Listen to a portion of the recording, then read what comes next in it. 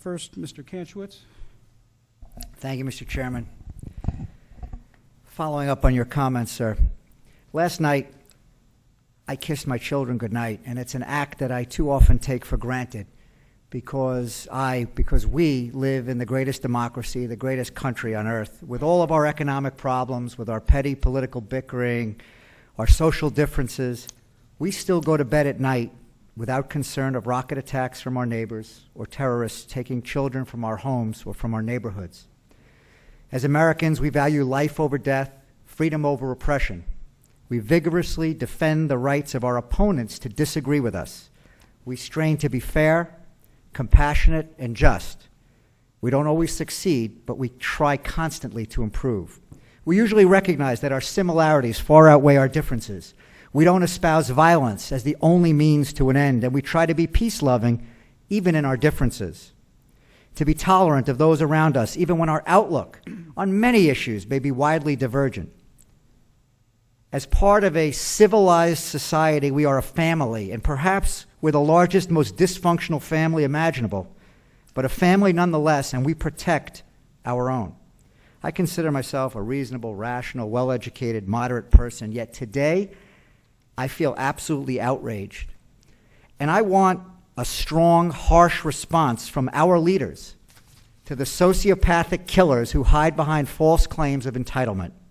It's time to stop pacifying those who openly and proudly espouse the annihilation of the State of Israel and the murdering of its citizens. Israel is a democratic country with the same basic human rights value system that we have here in America. Israel is part of the civilized world's family. Within Israel, Jews and Arabs can and do live peacefully together with the same civil liberties that we enjoy. Listen to the rhetoric of the Israeli leaders, and then listen to the rhetoric of Hamas and Hezbollah. There is right and there is wrong.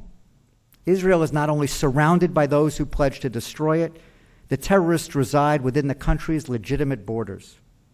Hamas is a terrorist organization. Hezbollah is a terrorist organization. A civilized society has no place for such groups. These aren't political, defensible groups.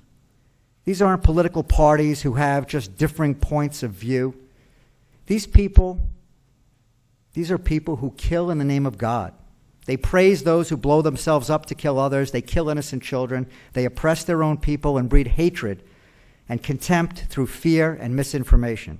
I'm a strong believer of free speech and individual rights, but hate speech, speech which is specifically intended to and actually does incite violence, must not go unchallenged in a civilized society. Israel's response to the murder of the 3 teens will be strong and swift, but it'll be criticized around the world. Americans, both Jews and Gentiles, must stand up and say, enough is enough. No more support of any kind that makes its way to Hamas or Hezbollah. There is good and there is evil in this world. Evil cannot be tolerated, and we shouldn't tiptoe around the issue. Hamas and Hezbollah must be dismantled. I have no problem justifying the use of force to eliminate terrorists, and make no mistake about it, these are terrorist organizations. More than Israel is at stake because these terrorists have Americans in their sights, right behind the Israelis. Not just Jewish Americans, all Americans. I urge you, educate yourself about Israel. Get a real understanding of the ongoing conflict. There is right and wrong, not just some differing opinions. Express some outrage over the senseless and cowardly execution of teenagers. Don't hold back. If those of us who appreciate our freedom and civil liberties do not express outrage, how can we expect those who are being oppressed by Hamas and Hezbollah to ever rise up against their terrorist leaders?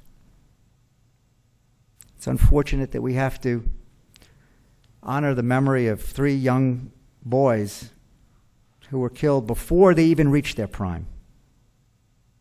Thank you, Mr. Chair. Thank you.